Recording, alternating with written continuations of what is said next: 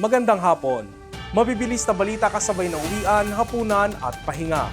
Mga up-to-date na balita ngayong araw ng Lunes. Garantisadong mabilis lang to.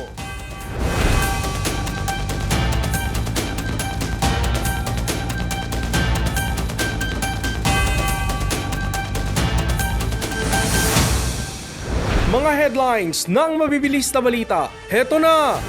Rollback sa presyo ng produktong petrolyo, asahan bukas. DOTR, aalisin ang mga vendor na nagtitinda sa walkway sa southbound ng MRT3. Anakbayan at Karapatan Southern Tagalog, nakagirian ng mga otoridad sa Oriental Mindoro.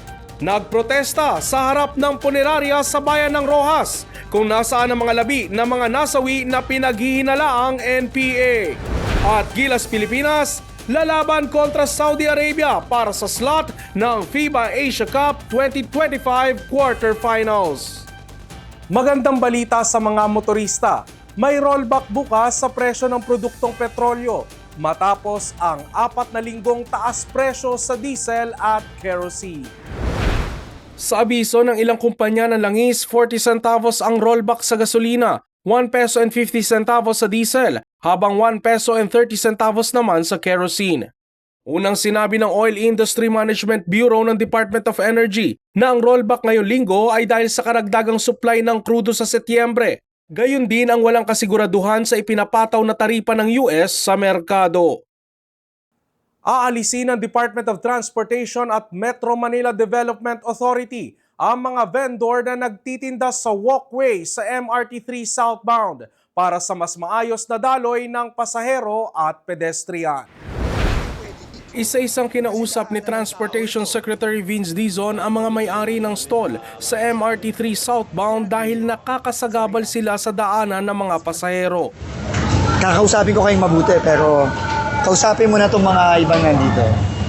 Hindi kayo pwede dito. Tinanong din ito kung nagbabayad ba sila ng renta na itinanggi naman ng mga stall owners. Pinag-iimpake na rin anya mga ito para lumuwag ang daan para sa mga pedestrian. Sinita rin ni Dizon ang Metro Point Mall sa paniningil nito ng renta sa mga vendor sa southbound exit.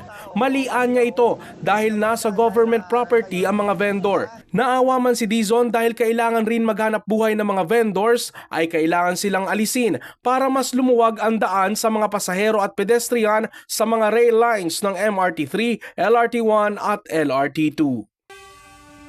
Bahagyang nagkaroon ng komosyon sa bayan ng Rojas Oriental Mindoro nitong Sabado sa pagitan niya ng unipormadong hanay at ng grupo ng mga kabataan na binubuo ng Anakbayan at Karapatan Southern Tagalog. Nagbarikada ang mga tropa sa tapat ng isang punerarya kung nasaan ang labi ng 2 pinaghihinalaang miyembro ng New People's Army o NPA na napaslang sa engkwentro. Narito ang report.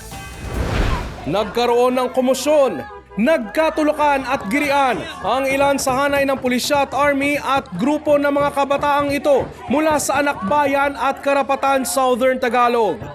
Kinalampag din at hinarangan ng mga kabataang nagpoprotesta ang sasakyang ito sa punerarya sa bayan ng Rojas Oriental Mindoro. Ang sasakyan kasi laman ng isang bangkay ng nasawing miyembro umano ng armadong grupo ng NPA. Sa isang video na ipinost ng media practitioner na si Ricky Gusi, makikitang binarikadahan na ng mga otoridad ang lugar ng Santa Fe sa Bagong Bayan, Rojas. Ayon sa mga residente ng Rojas, hindi nila kilala ang mga kabataang nagpoprotesta. Nung hapon na yon, medyo nakakaramdam na ang bayan ng Rojas ng tension kasi talagang tumatayo na sila doon sa may gilid ng kalsada. And nakaantabay naman yung mga pulis, even yung mga Rojasenyo, ay nakaantabay din sila, nag-video sila. So that time, kaya lang nung huli, talagang wala silang planong umalis. Nag-announce na yung isang pulis na ipapatupad na yung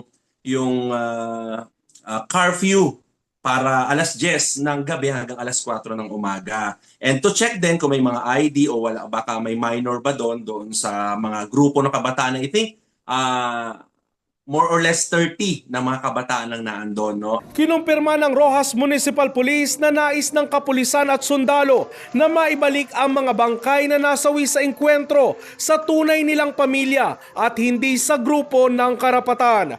Ayon naman sa Karapatan Southern Tagalog, nasa Roxas Oriental Mindoro sila para sa humanitarian mission at nagsasagawa ng independent investigation sa nangyari anilang pamamaslang. Buhat sa report ng ilang kaso ng pamamaslang ng militar.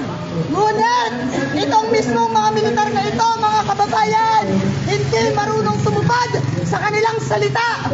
Sabi kagabi, bibigyan daw ng pagkakataon ang humanitarian team na makausap ang hepe na magkaroon ng access sa mga update. Ngunit magdadalawang gabi na po, wala tayong natatanggap na malinaw na tugon sa militar. Kinumpirma naman ng 203rd Infantry Brigade ng Army na nagkaroon nga ng sagupaan sa pagitan ng ilang miyembro ng NPA sa barangay Happy Valley kung saan dalawa dito ang nasawi. Sabado rin ng gabi, August 9, nang may alis sa punerarya sa Roxas ang mga bangkay ng nasawi papunta sa kanilang naulilang kaanak. Patuloy ang Karapatan Southern Tagalog sa pangangalampag sa Roxas Oriental Mindoro LGU para sa dialogo at kanilang investigasyon. Sa balitang probinsya, delivery truck, inararo ang bahay at ilang mga sasakyan sa Antique. Mga guro sa Balabagan Trade School sa Lanao del Sur nababahala matapos ang pamamaril sa kanilang eskwelahan. Detalye ng mabilis na balita, hatid ni Raymar Chudosio mula Kalibo Cable News. Wasak ang isang bahay, SUV, tricycle at motorsiklo nang araruhin ito ng delivery van nitong linggo sa barangay Kalakha 1 sa bayan ng Hamti. Ayon sa driver ng delivery truck na si Ramuel Jacoba, 47 taong gulang at residente ng Haro, Iloilo, papunta sana ito sa bayan ng San Jose de Buena Vista. Nawalan umano ng preno ang kanyang minamanehong delivery truck pagkarating nito sa bandang itaas ng daanan. Ayon naman sa mga saksing residente, mabilis umano ang pagpatakbo ng sasakyan. Wala namang naitalang nasaktan sa nangyari. Samantala, patuloy pa rin ang investigasyon ng otoridad sa insidente at kung ano ang isasampang reklamo sa delivery driver. Sa Lanao del Sur, nagbabala ang ilang guro sa Balabagan Trade School matapos ang insidente ng pamamaril sa kasamahan nilang guro na si Danilo Barba. Ayon naman sa suspect na grade 11 student, wala siyang personal na galit sa ibang mga guro bukod kay Barba na binaril nito noong ika-4 na Agosto. Magbibigay naman ng police assistance ang Balabagan Municipal Police Station at mas pinaigting pa ang police visibility sa lugar. Samantala, maring ikinondena ng Schools Division Office ng Lanao del Sur ang insidente ng pamamaril sa Balabagan Trade School. Raymar Chudosio para sa All TV News Channel 2. Sa sports balita, muling lalaban ang Gilas Pilipinas para makapasok sa quarterfinals ng FIBA Asia Cup 2025. Kontra yan sa host nation na Saudi Arabia. Detalye ng mabilis na balita hatid ni Enzo Lacap. Sa standings ng dalawang koponan, dalawa ang panalo ng Saudi Arabia habang isa naman ang sa Gilas Pilipinas. Perez, Ramos, that's a good option.